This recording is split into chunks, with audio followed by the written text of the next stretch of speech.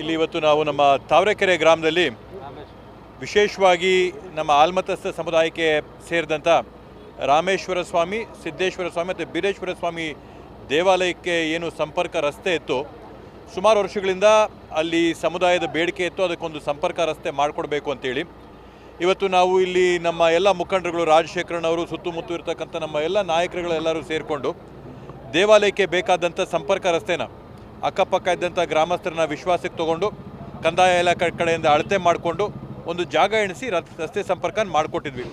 ಸುಮಾರು 10-15 ವರ್ಷಗಳ ನಂತರ ಎಲ್ಲ ಇರ್ತಕ್ಕಂಥ ಸಂಬಂಧದ ಹೋಗ್ತಿರ್ತಕ್ಕಂಥವರೆಲ್ಲರೂ ಕೂಡ ಇವತ್ತು ಬಂದಲ್ಲಿ ಏಪ್ರಿಲ್ 5ನೇ ತಾರೀಕಿಂದ ಹಬ್ಬಗಳ ಆಚರಣೆ ಪ್ರಾರಂಭ ಆಗುತ್ತೆ. ವಿಶೇಷವಾಗಿ ಏಪ್ರಿಲ್ 5ನೇ ತಾರೀಕು, 4, 5, 6ನೇ ತಾರೀಕು, ವಿಶೇಷವಾಗಿ ಏಪ್ರಿಲ್ 5ನೇ ತಾರೀಕು ಕರ್ನಾಟಕ ರಾಜ್ಯದ ಮಾನ್ಯ ಮುಖ್ಯಮಂತ್ರಿಗಳಾಗಿರ್ತಕ್ಕಂಥ ಸನ್ಮಾನ್ಯ ಸಿದ್ದರಾಮಣ್ಣವರು ಕೂಡ ಈ ಕಾರ್ಯಕ್ರಮದಲ್ಲಿ ಬಂದು ಭಾಗವಹಿಸಿದ್ದಾರೆ.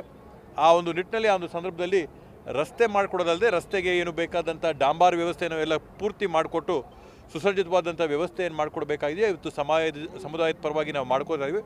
ಒಟ್ಟಾರೆ ಇದೆಲ್ಲ ಸೇರಿ ನಾವು ಖರ್ಚುಗಳನ್ನ ನೋಡಿದ್ರೆ ಸುಮಾರು 1-1.5 ಕೋಟಿ ರೂಪಾಯಿ ಅಭಿವೃದ್ಧಿ ಕಾಮಗಾರಿಗಳನ್ನ ನಾವು ಕಳೆದ ಒಂದು ತಿಂಗಳಲ್ಲಿ ಇವತ್ತು ಸಮುದಾಯಕ್ಕೆ ಅನುಕೂಲ ಆಗಲಿ.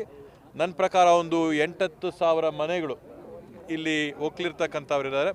ಅವ್ರ ಜೊತೆಗೆ ನಾವು ಇವತ್ತು ಎಲ್ಲ ಭಕ್ತಾದಿಗಳನ್ನ ಸೇರಿಸಿದ್ರೆ 40-50 ಸಾವಿರಕ್ಕೂ ಹೆಚ್ಚು ಭಕ್ತಾದಿಗಳು, 3 ಲಕ್ಷ ಜನದವರೆಗೂ ಕೂಡ ಭಕ್ತಾದಿಗಳಲ್ಲಿ ಬಂದು ಕಾರ್ಯಕ್ರಮದಲ್ಲಿ ಭಾಗವಹಿಸಿರೋದ್ರಿಂದ ಎಲ್ಲ ಮೂಲ ಸೌಕರ್ಯಗಳನ್ನ ಏನು ಒದಗಿಸ್ಕೊಡ್ಬೇಕಾಗಿದೆಯೋ ಅದೆಲ್ಲವಕ್ಕೂ ಕೂಡ ನಾವು ಸೇರಿಕೊಂಡು ಇವತ್ತು ವ್ಯವಸ್ಥೆನ ಮಾಡಿಕೊಟ್ಟಿದ್ದೀವಿ.